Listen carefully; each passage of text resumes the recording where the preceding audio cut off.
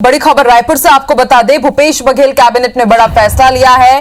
गोधन न्याय योजना का अनुमोदन किया गया है। गोबर क्रय की दर को लेकर अनुमोदन किया गया है।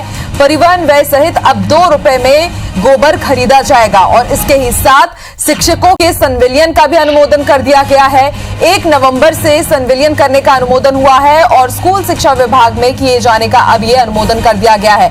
16,278 शिक्षकों को अब इसका लाभ मिलेगा और इसके साथ ही अब छत्तीसगढ़ संस्कृति परिषद का गठन भी किया जाएगा। ये भी फैसला लिया गया है भूपेश कैबिनेट की बैठक में। आपको बता दें, आज भूपेश कैबिनेट की एक अहम बैठक हो रही थी। माना जा रहा था कि शिक्षा कर्मियों के संविलियन पर बड़ा फैसला लिया जा सकता है। इसके साथ ही गोधन न्याय योजना को लेकर के भी चर्चा हो सकती है और इन्हीं दोनों योजनाओं पर बड़ा फैसला लिया गया है। अब गोबर क्रय की दर को बढ़ा दिया गया है।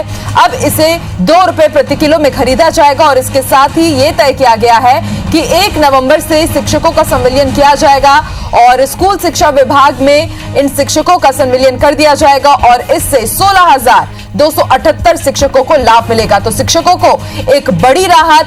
हमेशा से लगातार शिक्षाकर्मी इसकी मांग करते आ रहे थे और आज कैबिनेट की बैठक में इस बड़े प्रस्ताव पर मुहर लगा दिया गया है और इसके साथ ही छत्तीसगढ़ संस्कृति परिषद का भी गठन किया जाएगा।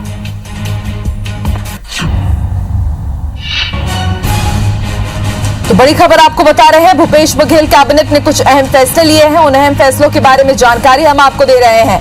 गोधन न्याय योजना जब पहले मंत्रिमंडल समिति बनी थी तो यह तय किया गया था कि 1.5 रुपए प्रति किलो की दर से गोबर खरीदा जाएगा, लेकिन अब इसकी कीमत बढ़ा दी गई है। 2 रुपए प्रति किलो की दर से अब गोबर खरीदा जाएगा और इसके साथ ही शिक्षकों के संविलियन पर भी मुहर लगा दी गई है। यह कहा गया है कि 1 नवंबर से अब संविलियन का अनुमोदन कर दिया जाएगा और इसके तहत 16,278 शिक्षकों को लाभ मिलेगा, उन्हें फायदा मिलेगा। एक राहत भरी खबर जो लगातार शिक्षकों को इंतजार था कि कब संविलियन पर मुहर लगेगी, तो एक ये राहत भरी खबर आज मुहर लगा दी गई है कैबिनेट की तरफ से इस बड़े फैसले पर। इसके साथ ही आपको बता दें, गोबर गोधन न्याय योजना जिसकी शुरुआत 20 जुलाई से होने वाली है, उसको लेकर के भी एक बड़ा फैसला लिया गया है। ये कहा गया है कि इसकी कीमत 1.5 रुपए से अब बढ़ा करके 2 रुपए प्रति किलो कर दी गई है और इसके साथ ही छत्तीसगढ़ संस्कृति परिषद का भी गठन किया जाएगा। आपको बता दें, जब से सीएम भूपेश बघेल ने कार्यभार संभाला है, लगातार वो छत्तीसगढ़ की संस्कृति को, परंपरा को बढ़ावा देते आए हैं और अब इसके लिए बाकायदा एक परिषद का भी गठन किया जाएगा।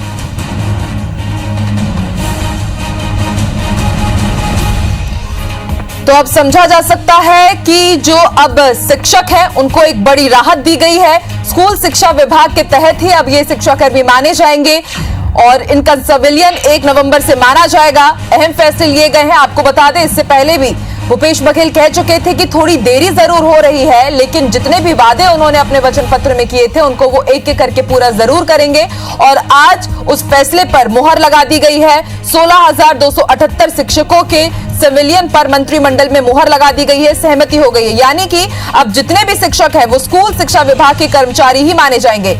लगातार जो शिक्षाकर्मी है वो इसकी मांग उठा रहे थे, लगातार वो मंत्रियों से मुलाकात भी कर रहे थे और इसके साथ ही आपको एक और बड़ी जानकारी दे दें, यात्री बसों को जून के मासिक कर में भी छूट दे दी गई है और सीधी भर्ती के सभी पदों में अब 3 वर्ष के प्रोबेशन में भी नियुक्ति की जाएगी। इसके साथ ही इंद्रावती नदी घाटी के विकास के लिए बेसिन विकास प्राधिकरण का भी गठन किया जाएगा।